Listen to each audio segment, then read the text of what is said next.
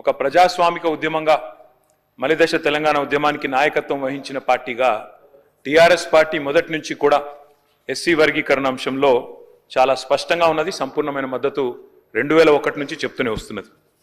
మరి ఒక అస్తిత్వ ఉద్యమానికి నాయకుడిగా, తెలంగాణ ప్రజల ఆకాంక్షను సంపూర్ణంగా అర్థం చేసుకున్న నాయకుడిగా, 4 కోట్ల ప్రజల తరపున కొట్లాడిన నాయకుడిగా, ఆనాడు మరొక అస్తిత్వ ఉద్యమానికి నాయకత్వం వహిస్తున్న సోదరులు మందకృష్ణ మాదిగ గారు. ఎందుకంటే ఇవాళ ఇక్కడ మనం వర్గీకరణ గురించి మాట్లాడి కృష్ణమాదిగ గారి గురించి మాట్లాడకపోతే అది కరెక్ట్ కాదు అధ్యక్ష. తప్పకుండా ఈ సభ కృష్ణమాదిగ గారికి, అదేవిధంగా వారితో పాటు పోరాడి అసూలు బాసిన అమరులకు కూడా మనం తప్పకుండా వారిని గుర్తు చేసుకోవాలని చెప్పి కూడా చెబుతూ, ఆనాడు ఎంఆర్పిఎస్ కానీ, తర్వాత టీఎంఆర్పిఎస్ కానీ, ఇతర సంఘాలు కానీ, ప్రజా సంఘాలు కానీ, సంస్థలు, వ్యక్తులు వారు చేసిన ప్రతి పోరాటానికి ఆనాడు కేసీఆర్ గారు ఉద్యమ నాయకుడిగా అండగా నిలబడ్డారు. ఆ తర్వాత 2014వ సంవత్సరంలో తెలంగాణ రాష్ట్రం ఏర్పడ్డ తర్వాత ముఖ్యమంత్రిగా అధ్యక్ష ఇప్పుడేదో ప్రభుత్వం నుంచి ఏదో చెప్పే ప్రయత్నం చేసినారు. మేమేదో వర్గీకరణ విషయంలో వారేదో పోరాడితే మేము అడ్డుకున్నట్టు చిత్రీకరించే ఒక కుయుక్తిని కొంత ప్రయత్నం చేశారు ప్రభుత్వం. మీరు పాజిటివ్ దృక్పథంతో అడిగితే పాజిటివ్ సజెషన్స్ చెప్తాం అధ్యక్ష, కానీ వాస్తవాలను మార్చలేరు, ఎందుకంటే ఇది అసెంబ్లీ రికార్డు. అధ్యక్ష 2014 29 నవంబర్ సరిగ్గా కేసీఆర్ గారు నిరాహార దీక్ష కూర్చున్న రోజు తర్వాత 5 సంవత్సరాల తర్వాత, ఆ రోజు ఆ దీక్షా దివస్ సందర్భంగా ఇదే శాసనసభలో గౌరవ ముఖ్యమంత్రిగా కేసీఆర్ గారు ఆనాడు ఈ వర్గీకరణ అంశానికి సంబంధించి తీర్మానాన్ని ప్రవేశపెట్టారు అధ్యక్ష. ఆ తీర్మానాన్ని నేను చదివి కూడా వినిపిస్తాను. This House supports the policy of categorization of scheduled castes to ensure equitable distribution of statutory benefits as per their population and their relative backwardness, and resolves to request the Government of India to bring in necessary amendment to the Constitution of India to give effect to the same. అంటే అవసరమైతే రాజ్యాంగ సవరణ చేసైనా సరే SC వర్గీకరణకు నడుం బిగించండి అని ఏకగ్రీవ తీర్మానం చేసి ఆనాడు తెలంగాణ రాష్ట్ర ముఖ్యమంత్రిగా కేసీఆర్ గారు కేవలం తీర్మానం చేసి చేతులు దులుపుకోలేదు అధ్యక్ష. ఇక్కడి నుంచి ముఖ్యమంత్రిగా, ఆనాడు ఉప ముఖ్యమంత్రిగా నాకు గుర్తున్నంత వరకు కడియం శ్రీయర్ గారు ఉన్నట్టున్నారు. ఇద్దరు కూడా కలిసి ఆనాడు అప్పటి ప్రధానమంత్రి నరేంద్ర మోడీ గారిని కలిసి ఎస్సీ వర్గీకరణ విషయంలో ఇది మా ప్రభుత్వం చిత్తశుద్ధి అంటూ ప్రధానమంత్రికి నేరుగా ఆ తీర్మానం కాపీని కూడా తీసుకుపోయి అందించిన ఘనత మా నాయకుడు కేసీఆర్ గారు అధ్యక్ష. డాక్టర్ బాబాసాహెబ్ అంబేద్కర్ గారు, ఎందుకంటే మంత్రి గారు కూడా వారిని గుర్తు చేసుకున్నారు. I wanted to quote doctor Babasaheb Ambedkar. అధ్యక్ష ఒక మాట, గొప్ప మాట బాబాసాహెబ్ చెప్పిన మాట, so long as you do not achieve social liberty, whatever freedom is provided by the law is of no avail to you. అంటే ఏంటంటే అధ్యక్ష, సామాజిక స్వేచ్ఛ అనేది నీకు లేకపోతే చట్టం ద్వారా సంక్రమించిన ఏ హక్కైనా అది వ్యర్థం, నిరర్ధకం అనే ఒక మాట ఆనాడే డాక్టర్ బాబాసాహెబ్ చెప్పారు అధ్యక్ష. డాక్టర్ బాబాసాహెబ్ చెప్పిన విధంగా బోధించు, సమీకరించు, పోరాడు అనే అంబేద్కర్ తత్వాన్ని జీర్ణించుకొని పోరాడిన పార్టీగా మేము మొదటి నుంచి కూడా ఈ అంశంలో ఉన్న నిజాయితీని గుర్తించి ప్రతిపక్షంలో ఉన్న, అధికార పక్షంలో ఉన్న, ఉద్యమ పార్టీగా ఉన్న మొదటి నుంచి ఈ అంశాన్ని మేము గుర్తించాం అధ్యక్ష. అందుకే కేసీఆర్ గారు ముఖ్యమంత్రి అయిన తర్వాత ఆనాడు గాంధీ భవన్ మీద జరిగిన ఆనాడు నిరసన జరిగినప్పుడు కొంతమంది అమరులైనారు అధ్యక్ష. ఆ పోరాటంలో, ఎంఆర్పిఎస్ పోరాటంలో వారిని కూడా ఆనాడు అప్పుడు కాంగ్రెస్ ప్రభుత్వం పట్టించుకోకపోయినా వారికి కూడా ఎక్స్గ్రేషియా ఇచ్చి ఆ కుటుంబాలను కూడా ఆదుకున్నది కేసీఆర్ గారి ప్రభుత్వం అనే మాట నేను గుర్తు చేస్తా ఉన్నా అధ్యక్ష. సుప్రీంకోర్టులో 10 సంవత్సరాల పాటు ఈ కేసులో ఇంప్లీడ్ అయి గట్టిగా వాదించి, ఇందాక ముఖ్యమంత్రి గారు చెప్పినట్టు సీనియర్ మోస్ట్ కౌన్సిల్స్ ని చాలా ఖర్చుతో కూడుకున్న, ప్రయాసతో కూడుకున్న వ్యవహారం అయినప్పటికీ, వ్యయంతో కూడుకున్న ప్రయత్నం అయినప్పటికీ నియమించి మరి ఈ అంశంలో గట్టిగా వాదించి, సరే చివరికి తీర్పు మొన్నొచ్చిండొచ్చు, కానీ ప్రయత్నం ఎప్పటి నుంచో జరుగుతా ఉంది. ఆ ప్రయత్నం మా ప్రభుత్వ హయాంలో కూడా బలంగా చేసినామనే విషయాన్ని కూడా నేను గుర్తు చేస్తా ఉన్నా అధ్యక్ష. ఈరోజు మరి గౌరవ ముఖ్యమంత్రి గారు ఏదైతే చెప్పారో అధ్యక్ష, వారు చెప్పారు, జస్టిస్ షమీం అఖ్తర్ ఇచ్చిన నివేదిక మొత్తం చదివినారు. మేము కూడా ఇప్పుడే చదివినాం అధ్యక్ష. షమీం అఖ్తర్ గారి నివేదికలో 2 ఇంట్రెస్టింగ్ విషయాలు చెప్పారు అధ్యక్ష.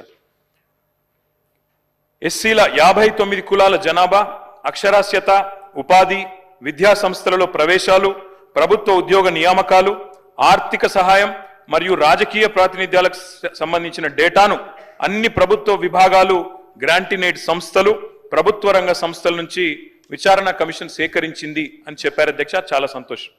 ఆ తర్వాత అన్ని అధ్యయనం చేసిన తర్వాత 3 గ్రూపులుగా విభజించామని చెప్పారు అధ్యక్ష. మరి 3 గ్రూపులుగా విభజించే క్రమంలో కూడా మీరు ఏం చెప్పినారు అధ్యక్ష? సామాజికంగా, ఆర్థికంగా మరియు విద్యాపరంగా. సామాజికంగా, ఆర్థికంగా. అధ్యక్ష, డాక్టర్ బాబాసాహెబ్ అంబేద్కర్ని స్ఫూర్తిగా తీసుకొని భారతదేశంలో దళిత పారిశ్రామికవేత్తలు, గిరిజన పారిశ్రామికవేత్తలు కూడా రావాలని చెప్పి ఫిక్కీ తరహాలో, సిఐఐ తరహాలో డిక్కీ అనే సంస్థ వచ్చింది అధ్యక్ష, దళిత ఆంటర్ప్రెనర్స్ ని ఎంకరేజ్ చేయడానికి. దానికి మిలింద్ కాంబ్లే గారు అని ఒక ఆయన అధ్యక్షుడిగా ఉంటారు. ఆయన ఒక మాట అన్నారు అధ్యక్ష.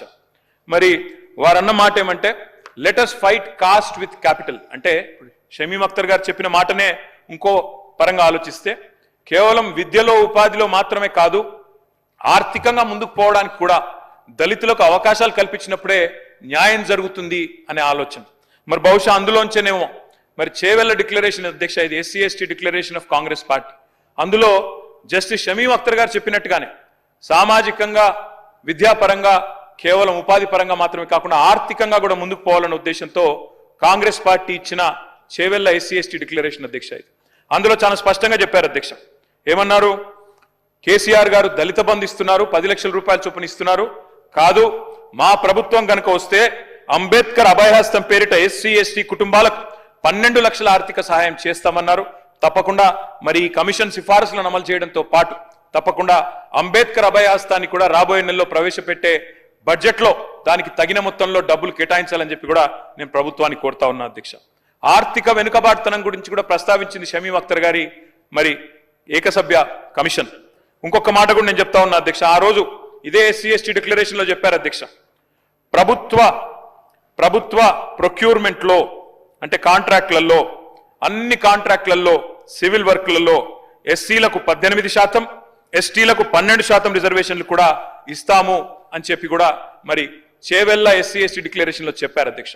ఎందుకంటే let us fight cost with capital అన్నప్పుడు మరి కేవలం విద్యలో, ఉపాధిలో కాకుండా ఆర్థికంగా కూడా ముందుకు పోవాలంటే ఈ వెసులుబాటు కల్పించాలి. కాబట్టి తప్పకుండా ప్రభుత్వం ఈ 18%, 12% SC/STలకు ప్రొక్యూర్మెంట్ లో, ఎందుకంటే మొన్ననే నేను చూసిన అధ్యక్ష, చాలా కాంట్రాక్టులు పిలుస్తా ఉన్నారు రాష్ట్రంలో.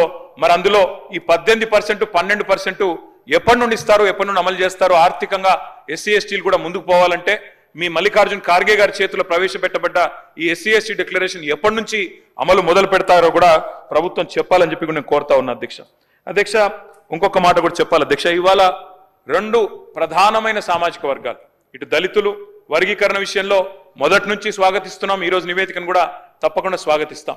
కానీ మరొక వైపు బలహీన వర్గాలు, 61% ఉన్న బలహీన వర్గాలకు సంబంధించి కూడా ఈరోజు శాసనసభలో ప్రభుత్వం ఒక స్టేట్మెంట్ ఇచ్చింది అధ్యక్ష. మేము బలహీన వర్గాల విషయంలో మాత్రం ఇవాళ మా శాసనసభ్యులు 38 మంది ఉన్నాం అధ్యక్ష. చాలా మంది ప్రిపేర్ అయినారు. బలహీన వర్గాల శాఖ మంత్రిగా పనిచేసిన కమలాకర్ గారు, మా KP వివేక్ గారు, న్యాయవాది మిత్రుడు కాలేరు వెంకటేష్ గారు, మా చింతా ప్రభాకర్ గారు, చాలా మంది ప్రిపేర్ అయినారు అధ్యక్ష. అందరం మాట్లాడదాం, మా ఆవేదన చెప్దాం బలహీన వర్గాల పక్షాన. ఎందుకంటే బయట గగ్గోలు పెడతా ఉన్నారు, బయట ఇబ్బంది పడతా ఉన్నారు. సంఖ్య తగ్గింది సమగ్ర కుటుంబ సర్వేతో అనే ధోరణిలో ఇవాళ బయట BC సంఘాలు, కాంగ్రెస్ MLCలతో సహా వారు కూడా ఆందోళన వ్యక్తం చేస్తా ఉన్నారు.